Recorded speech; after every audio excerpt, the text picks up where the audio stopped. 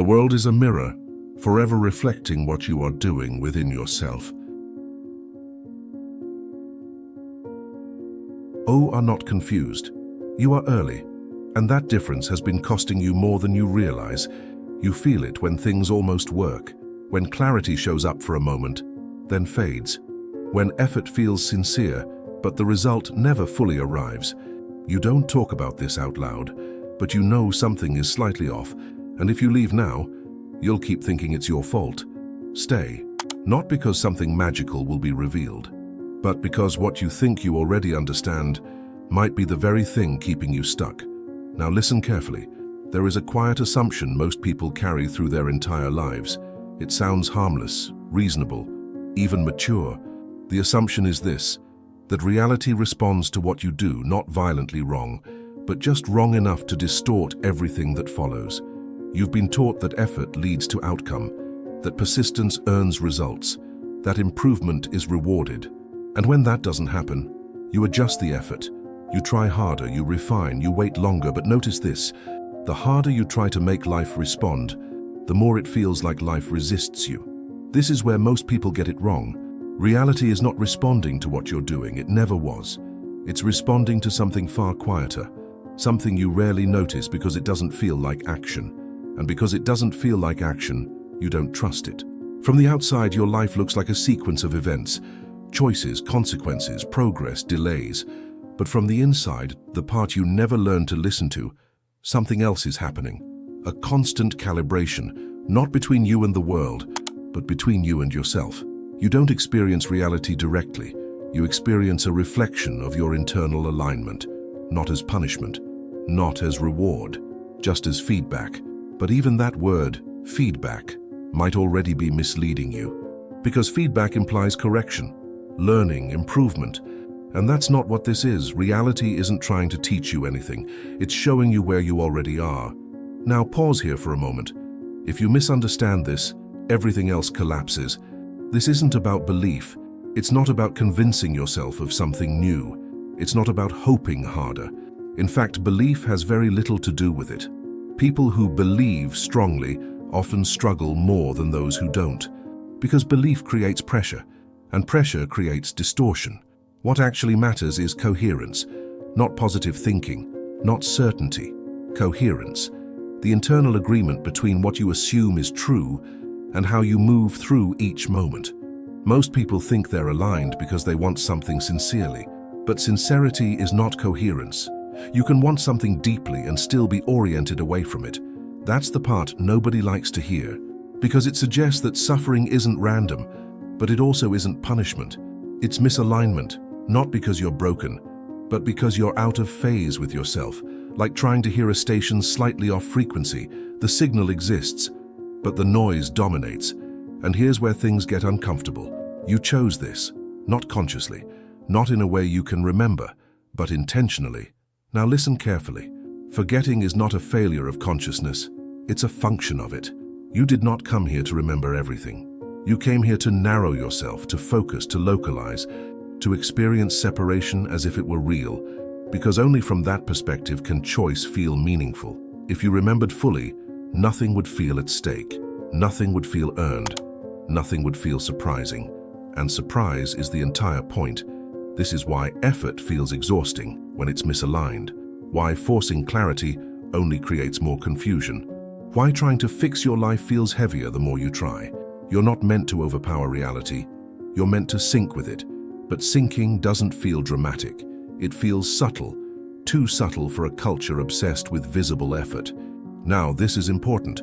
Most people think change requires intensity, emotion, decision, but real shifts happen quietly. So quietly that the mind dismisses them. A slight relaxation, a subtle release of resistance, a moment where you stop negotiating with life, and suddenly things rearrange. Not because you earned it, but because you stopped blocking it. This is where most people misinterpret what's happening. They think, oh, it worked because I finally did it right. But that's not what happened. What happened is that you stopped insisting on a version of yourself that no longer matched where you were going. Now listen, you are not one fixed identity moving through time. You are a sequence of versions, Each moment you shift slightly. Most shifts are microscopic, some are dramatic, but every version of you exists in parallel, not as a fantasy, as a functional structure of consciousness. And what you call your life is simply the version you're tuned to right now. This is not science fiction. It's not philosophy, it's observable. If you stop looking for proof and start noticing patterns.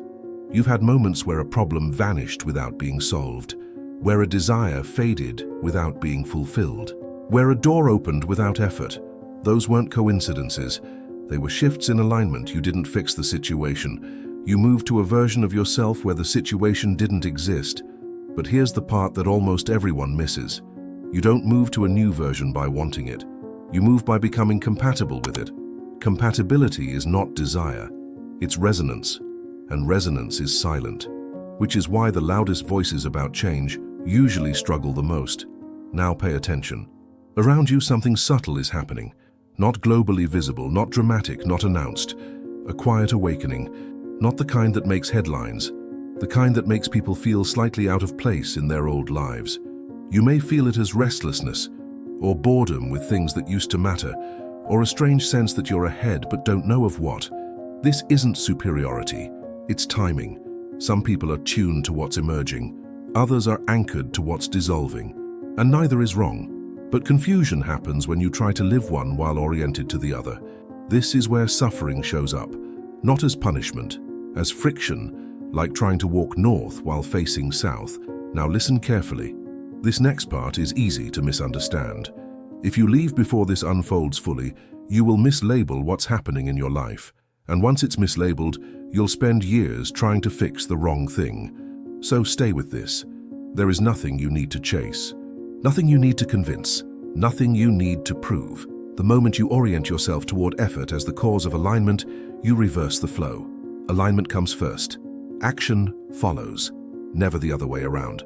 This is why forcing change rarely works long-term. You can override misalignment temporarily, but it always reasserts itself. Because coherence is not negotiable. Reality doesn't argue with you, it reflects you.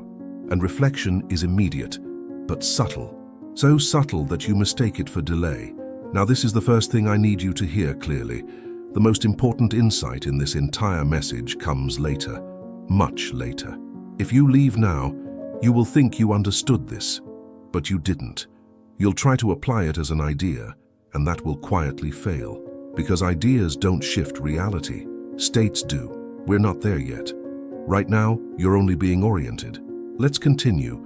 Most people believe suffering means something went wrong, that they missed a step, that they failed a lesson. But suffering is simply information, not about morality, not about worth, about direction. When something feels heavy, it's not telling you to push harder. It's telling you you're pushing sideways. But here's the trap. Your mind wants a reason, so it invents stories. I'm blocked. I'm unlucky. I'm not good enough. None of those are true. They're just attempts to make friction personal. But friction isn't personal. It's mechanical, like forcing two gears that don't match. Now think back. How many times did things work out when you stopped trying to control them? Not gave up, just stopped insisting. Those moments weren't accidents. They were alignment events. And alignment doesn't feel like excitement. It feels like relief, a soft yes, a quiet clarity, a sense of, this fits. But because it's calm, people dismiss it. They chase intensity instead. Intensity feels productive. Alignment feels boring. Until you realize boredom is peace without drama. Now listen carefully. If you misunderstand this, you'll keep mistaking emotional spikes for progress. And that leads to burnout. You were never meant to strain your way into coherence. You were meant to notice when you're out of it. That noticing alone begins the shift. And this is where identity matters. Not labels, not roles. Identity as orientation. Who you believe you are determines which versions of reality you can access. Not morally. Mechanically. If you see yourself as someone who struggles, you'll resonate with struggle. Even when opportunities appear, you'll overlook ease because it feels unfamiliar. This is why change often feels uncomfortable at first, not because it's wrong, but because it doesn't match your self-concept. So the question isn't, what do I want? It's, who am I being compatible with? That answer changes everything. But we're not unpacking that yet. Because understanding it too early turns it into a technique, and techniques collapse this process. Now pause, take a breath. Notice how none of this asked you to believe anything, or to visualize, or to affirm. Good, because those are substitutes people use when they don't trust their own awareness. This is about perception, not persuasion, and perception shifts slowly at first, then suddenly, which is why many people feel like things change overnight after long periods of nothing. Nothing wasn't happening on the surface. Everything was reorganizing underneath. Now, one more thing before we move forward. You are not alone in sensing this. Many people across the world are quietly realizing that forcing life doesn't work anymore. The old strategies feel outdated. The old motivations feel hollow. This is not collapse, it's transition. And not everyone transitions at the same time, which can feel isolating. But isolation is temporary when orientation is clear. Now listen carefully. In the next section, we'll approach something most people avoid, not because it's complex, but because it removes excuses. And once excuses are gone, responsibility changes shape. Not heavier, cleaner. But if you jump ahead mentally, you'll miss it. So stay, let this sit. You're not late, you're not broken, you're not failing, you're recalibrating. And that process is quieter than you were taught to expect. Before we continue, I want you to do something small. In the comments, write this exact phrase: I'm noticing the signal. Not to prove anything, just to mark orientation. We'll come back to this later. For now, stay with the discomfort. That's where alignment begins. Now listen carefully. What you are about to hear may feel familiar. Not because you've heard it before, but because you've felt it, without words. There is a subtle mistake most people keep repeating. And it's not about effort. It's not about discipline. It's not about consistency. It's about orientation. You don't move through reality as a single continuous self. You move as a stream of states. Each state has access to certain outcomes, certain experiences, certain versions of possible. And when people say life feels stuck, what they really mean is that their state hasn't changed, even though their actions have. This is where confusion sets in. They change jobs, relationships, cities, routines, but the same patterns follow, different faces, same feeling. That's not bad luck. That's coherence doing its job. Reality is loyal, not to your desires, to your state. If you misunderstand this, everything else collapses, because you'll keep asking, why does this keep happening to me? Instead of, which version of me keeps arriving here? This isn't blame, it's clarity. Now listen, there is no single future waiting for you. There never was. There are countless parallel versions of you, each already living a different trajectory. You don't move toward a future. You tune into one. And tuning is not effort-based. You don't force a radio to change stations. You adjust frequency. Small movement, huge difference. But here's the part most people resist. Your current problems are not obstacles to your future. They are indicators of your present alignment. That's why solving them often doesn't change anything. You fix the symptom, but stay on the same frequency, so a new version of the same problem appears. Different shape, same weight. Now listen carefully. This is where people accidentally turn this understanding into self-judgment. They hear alignment and think, so something is wrong with me. No. Misalignment is not failure, it's feedback, and feedback doesn't carry emotion. You add emotion to it. The moment you stop personalizing friction, it loses its grip. But that takes honesty, because honesty removes drama, and drama gives people identity. Many people don't realize how attached they are to being the one who struggles, not consciously, but energetically. Struggle gives meaning, effort gives identity, endurance gives worth. So ease feels suspicious, and when ease shows up, they sabotage it. Not because they want pain, but because pain feels familiar. Now pause here. This is where most people get uncomfortable, because it suggests that suffering can persist, not because it's necessary, but because it's coherent with who they believe they are. Again, not morally, mechanically. If your self-concept says, I have to fight for everything, then anything that arrives without a fight won't register as real. You'll overlook it, dismiss it, delay it, and then later say, nothing ever works for me. But something did. You just weren't tuned to receive it. Now listen, this doesn't mean you should stop acting. It means action is not the lever. Action is the echo.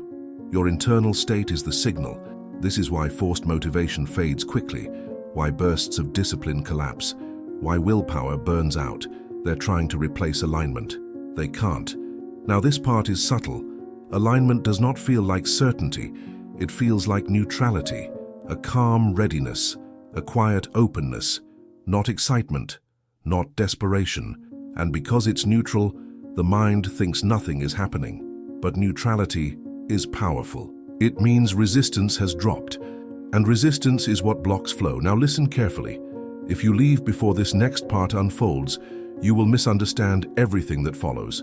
You'll try to be aligned as another task, and that creates the same problem in a new costume. So stay. There is a reason forgetting was built into this experience. If you remembered that all versions of you exist, choice would lose its weight. Nothing would feel risky. Nothing would feel meaningful. You needed uncertainty, not to suffer, to explore. So confusion is not a flaw, it's part of the design. But confusion becomes suffering when you resist it, when you demand clarity before alignment. Clarity doesn't come first. Stability does. Once your state stabilizes, clarity follows automatically. Now think about this. Have you ever noticed that when you stop obsessing over a problem, the solution appears? Not because you tried harder, but because you stopped interfering. That wasn't coincidence. That was coherence reasserting itself. Now here's something most people never consider. Your emotional reactions are not responses to reality. They are indicators of resonance. When something triggers you, it's not attacking you.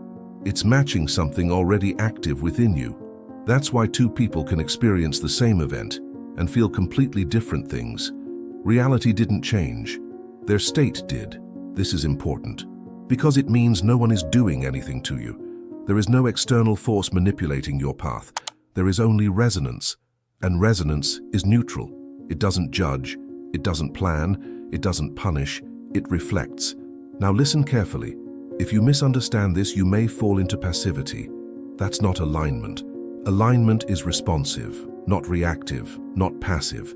It's a readiness to move when movement feels natural, not because you should, but because it fits. This is where timing comes in.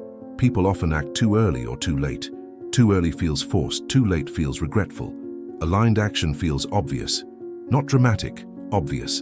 And because it feels obvious, people underestimate it. They expect transformation to feel intense, but intensity is usually resistance disguised as motivation. Now, pay attention. The world is quietly shifting, not politically, not technologically, internally. Many people are realizing that chasing outcomes feels empty. That achievement without coherence doesn't satisfy. That success without alignment creates a strange hollowness. This is the silent awakening. No slogans, no movements, no declarations. Just a quiet reorientation. People asking better questions. Not, how do I get this?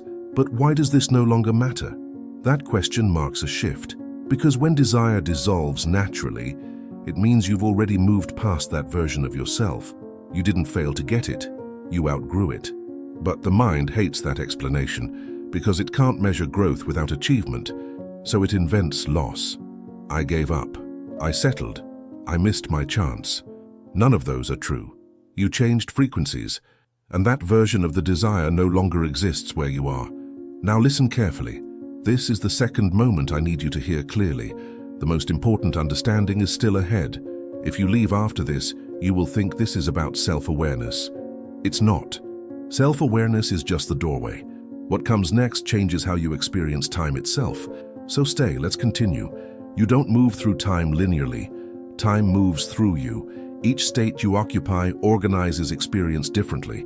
That's why time flies when you're aligned and drags when you're resisting. You're not imagining that. Alignment compresses time. Resistance stretches it. Which means impatience is not about waiting, it's about friction. When you're impatient, you're not behind, you're misaligned, and forcing speed only increases drag. Now pause. If you can feel the truth of that even slightly, you're already shifting. Not because you decided to, but because recognition itself changes state. Now I want you to notice something subtle. As you listen, you're not being given instructions, good, because instruction belongs to the mind. This belongs to perception. You don't apply this, you notice it.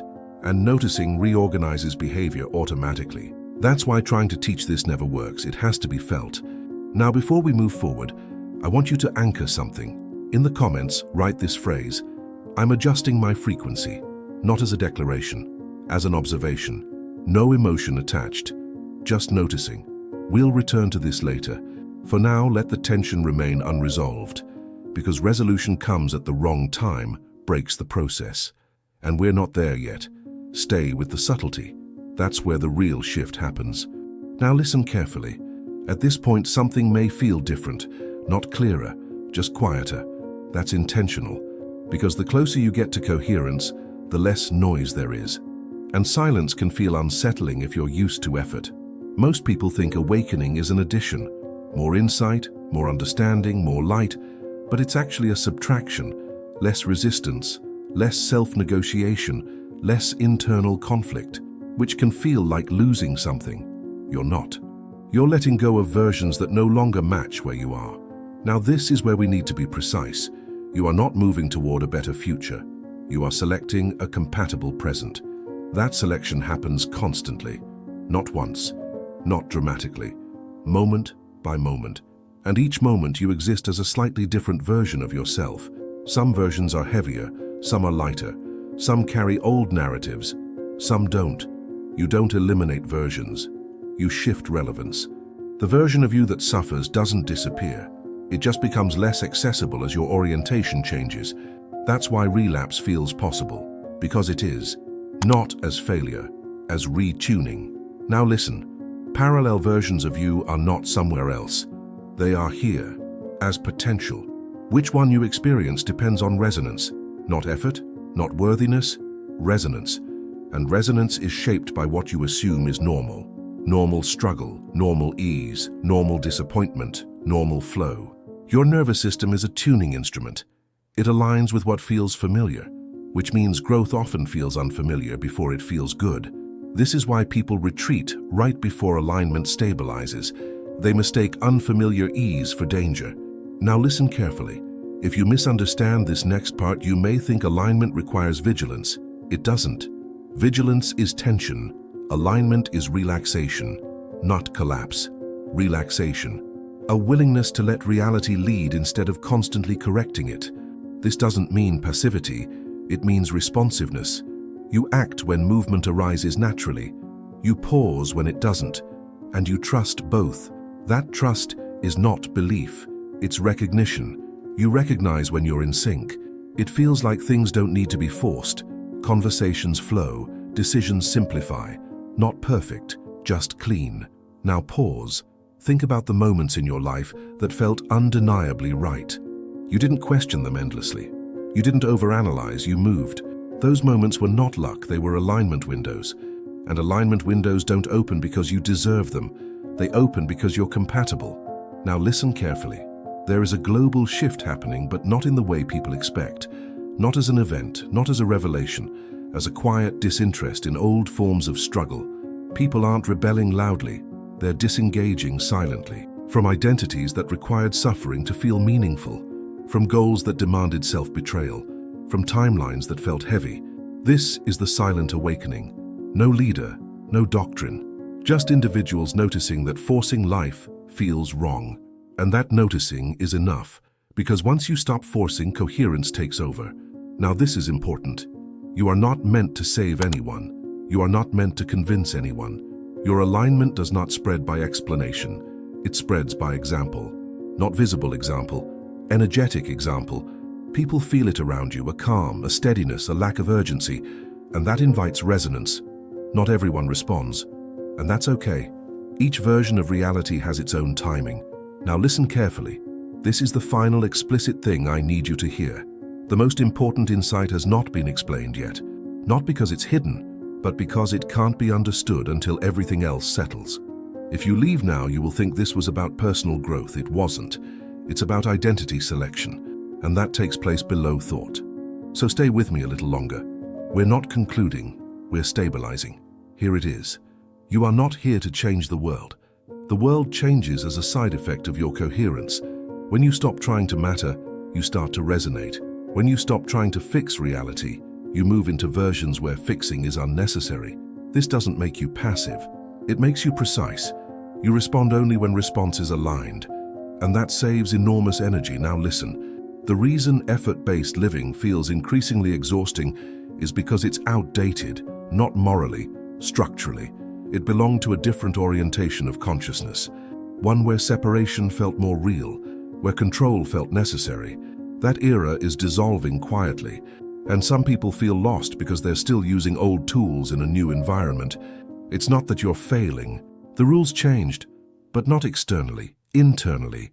Coherence matters more than control now, and control without coherence creates suffering faster than before, which is why many people feel overwhelmed lately, not because life is harder, but because misalignment is louder. Now pause. If that resonates even slightly, you're already aligned with this shift, not ahead, not behind, in sync. Now I want you to notice something subtle again. There is nothing here you need to remember perfectly. No steps, no system, because remembering belongs to effort. This belongs to orientation. You'll notice it later in how things feel easier without explanation, in how decisions simplify, in how resistance shows up sooner and fades faster. That's the sign. Not excitement, not certainty, ease. Now listen carefully. Suffering does not end because you understand something. It ends because you stop opposing yourself. Opposition is internal. When your desires, actions, and assumptions point in different directions, friction appears. When they align, friction dissolves, not instantly, but inevitably. This is why patience feels natural when you're aligned and unbearable when you're not. Patience is not waiting, it's agreement. Agreement with where you are without resignation. Now think about this. What if nothing in your life needs to be forced anymore? What if effort was only ever a signal that you were off frequency? That question doesn't need an answer. It's not meant to be solved. It's meant to reorganize perception, and it will, if you let it. Now one last thing. In the comments I want you to write this phrase. I choose coherence. Not as a promise, not as a goal, as an orientation. No explanation needed. Let it stand on its own, because this message doesn't end here. It continues in how you notice, in how you respond, in how lightly you move. There is no final understanding, only ongoing alignment. And the more you trust that, the less you need to seek. Stay aware, not alert. Aware. That's where everything quietly shifts.